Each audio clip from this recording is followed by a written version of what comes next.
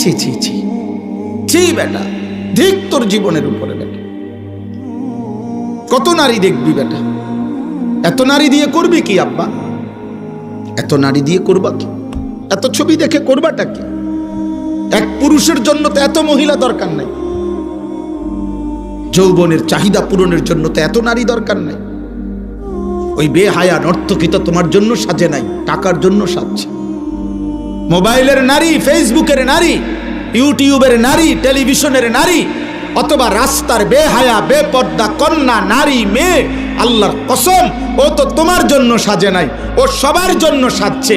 ওর হিসাব হইল আমি সাজ্জা বাইরিলাম, এবারে বুড়া বেড়া দেখুক, জোয়ান বেড়া দেখুক, লম্বা বেড়া দেখুক, বাইকটা দেখুক, শিক্ষণ দেখুক, মোড়া তাজা দেখুক, যার মনে কয় তার দেখুক, আমি হাঁটতে আসি, দেখতে থাকো দুনিয়া। তাহলে সে কি একক তোমার জন্য সাজছিল? তো তুমি বুঝো না, তুমি বুঝো না, সে তো টাকার জন্য সেজেছে। অতএব আখিরাতের ফিকির দরকার, আখিরাতের ফিকির দরকার। আমরা মুসলমান, ভুলে গেলে চলবে না।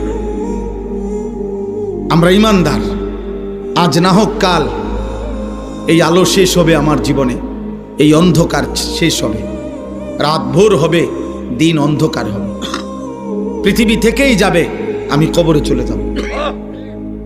দোস্ত, স্বার্থপর এই দুনিয়া একদিন তোমারে আমারে কবরে রাইখা বাকি মানুষগুলো ভাত খাবে, ঘুম যাবে, সূর্য উঠবে, চাঁদও উঠবে, সিএনজিও চলবে, অটোও চলবে, রং তামাশার এই পৃথিবী ঠিকই চলবে, শুধু তোমারে আর আমারে কবরে রাইখা আসবে।